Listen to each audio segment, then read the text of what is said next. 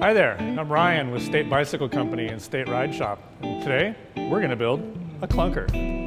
So this bike has been taken out of the box and unwrapped, that's it.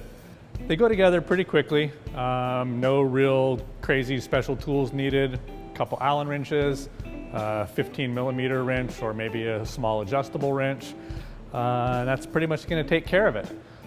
Step one, grab your seat post, a little bit of grease just inside the seat tube, just to make sure that the seat post isn't gonna stick at any point in the future.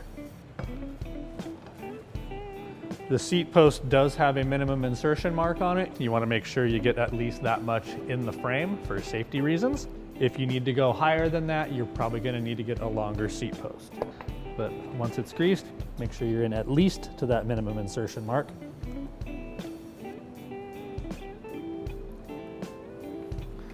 Tighten down using a 4mm Allen key. Not everybody has a repair stand, but it does make it a lot easier. It's nice to have maybe a friend help you out just to keep the bike a little more stable while you're working with it down on the ground.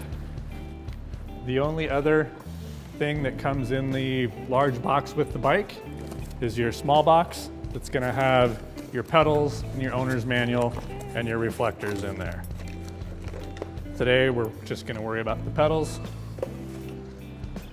They are marked on the pedals, left and right, typically on the end of the spindles or on the side of the spindles. Also, if you look see the little notches on this pedal, that designates this is the left pedal versus the smooth-sided, which is the right. A little bit of grease on the threads.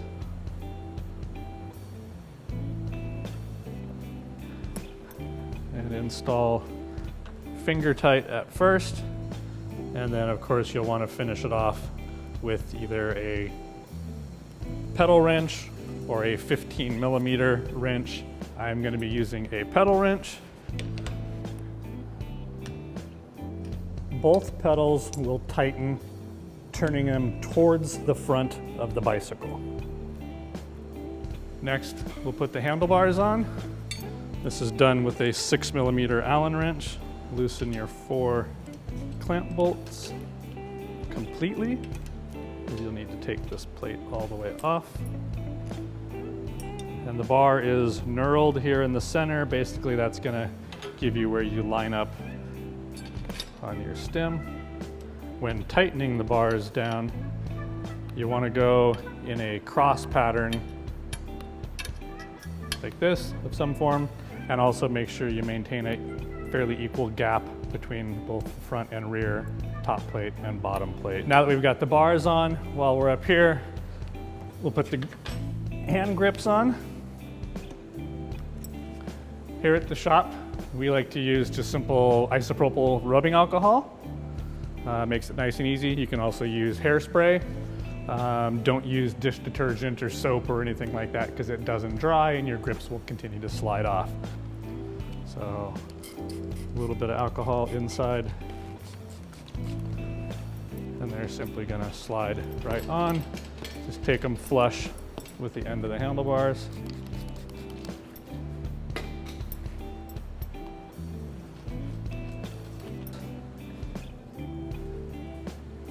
And then you can install the handlebar end plugs just like that. On the front wheel, there are on each side an axle nut and a little keyed washer. The keyed washer is going to fit into a slot on the fork as an added security measure to keep the wheel in place. One on each side. Make sure the wheel is centered equally on the fork, and then go ahead and tighten it down using a 15mm wrench or a small adjustable wrench.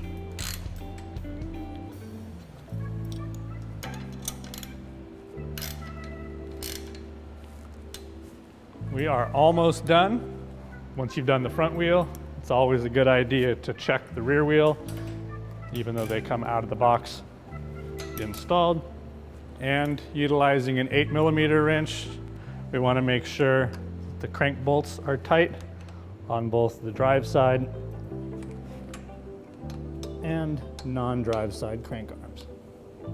We are essentially done with the assembly. We'll take the bike out of the stand.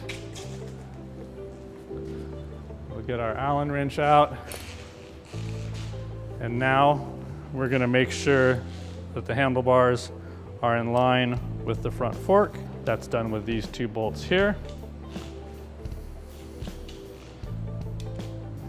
Now we can snug down these 2 stem bolts.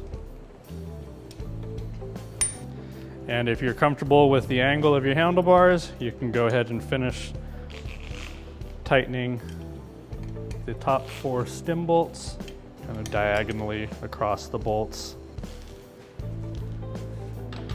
Now all you have to do is air up your tires, go for a ride. Thanks for watching.